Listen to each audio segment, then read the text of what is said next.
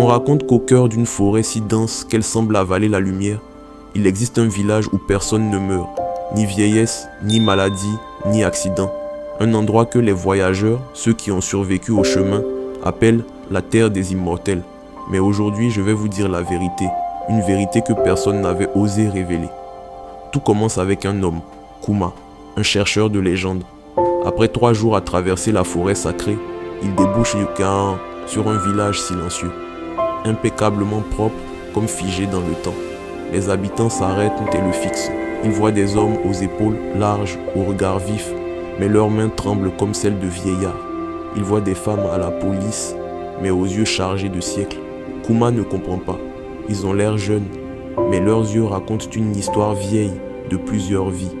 Les gens l'accueillent chaleureusement, trop chaleureusement. On lui offre à manger, on lui sourit, on le complimente. Et plus le temps passe, plus Kuma ressent cette impression étrange. Ici, personne ne semble pressé, personne ne court, personne ne se fatigue, comme si le temps ne les touchait pas. Il a l'impression d'être entouré de personnes vivantes, mais figé dans une existence qui n'avance plus. Le soir venu, la chef du village, Mama Nyala, l'invite à écouter la légende. Sa voix est douce, mais ses mots sont lourds. Elle raconte qu'autrefois, ils étaient un peuple condamné. Une épidémie avait détruit leur famille, leurs enfants, leurs espoirs. Alors, dans un dernier acte de survie, ils ont supplié les esprits, et l'un d'eux a répondu. Un esprit puissant, le gardien des limbes, apparut et leur offrit un pacte. Vous vivrez longtemps, vous vivrez pour toujours. Kuma croit entendre un miracle, mais Mama Nyala se tait, comme écrasée par un poids invisible. Elle ne lui dit pas encore le prix à payer. Au petit matin, Kuma marche dans le village. Un détail attire son attention. Il n'y a aucun enfant, pas un seul cri, pas un seul jeu, pas une seule école, juste des adultes, tous jeunes, tous éternels. Il finit par demander « Où sont les enfants ?» Les habitants détournent le regard. Certains tremblent, d'autres pleurent en silence. Mama Nyala finit par répondre d'une voix brisée. « Ici, personne ne meurt, mais personne ne naît. » Kuma reste figé. Ce n'est pas l'immortalité, c'est une prison éternelle. Un cycle qui ne bouge plus, un futur qui n'existe plus. Cette nuit-là, alors que tout le monde dort, Kuma entend des sanglots dans une petite case. Il découvre un couple caché, Oro et Madi, 2 amoureux. Il lui avoue leur secret. Madi est enceinte depuis 3 mois. Une grossesse interdite, une grossesse maudite. Si l'esprit découvre notre enfant, murmure Oro, il réclamera ce qui lui revient. Et à cet instant, Kuma comprend enfin, l'immortalité n'est pas un don. C'est une dette dont l'esprit vient collecter le prix.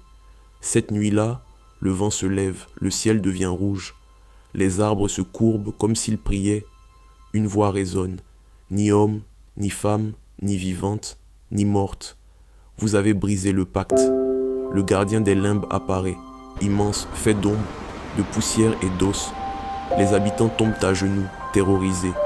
Le monstre déclare « Donnez-moi l'enfant, ou donnez-moi vos vies ». Mama Nyala tremble. Depuis 247 ans, elle protège son peuple. Mais là, elle est brisée. Elle murmure « Nous ne pouvons pas mourir, mais nous ne pouvons plus vivre non plus ». Alors Kuma s'avance devant l'esprit. Il ose lever la voix avec un courage qui ne lui ressemble même pas. « Je romps votre pacte, je vous affronte, libérez ce village ». L'esprit rit, un rire qui glace le sang. Il répond « Tu veux libérer ceux qui ont accepté l'esclavage éternel? Alors prends leur place ». Le sol se fissure, la lumière disparaît, le vent devient une spirale. Kuma ferme les yeux et repense aux enfants qui n'ont jamais existé, aux vies qui n'ont jamais commencé, aux rêves condamnés. Il crie de toutes ses forces « Je choisis la vie pour eux, je choisis l'avenir, je choisis la fin du pacte ». Une lumière blanche jaillit hors de ses mains. L'esprit hurle, les chaînes invisibles se brisent et soudain, tout s'arrête. Silence. Le village respire. Les habitants se regardent et comprennent. Leur immortalité s'en va. Leur jeunesse disparaît. Certains blanchissent, d'autres prennent un coup de vieux. Mais pour la première fois depuis des siècles, ils sentent d'autres battre leur cœur normalement. Ils sentent la vie, la vraie. Madi tombe à genoux, les mains sur son ventre. Le bébé bouge. Elle pleure de joie.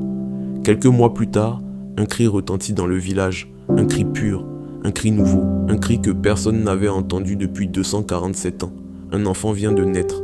Mama Nyala sourit, les habitants pleurent, le soleil éclaire enfin le village. Mais Kuma, lui, n'est plus là. Il a disparu la nuit où il a brisé le pacte. Personne ne sait où il est.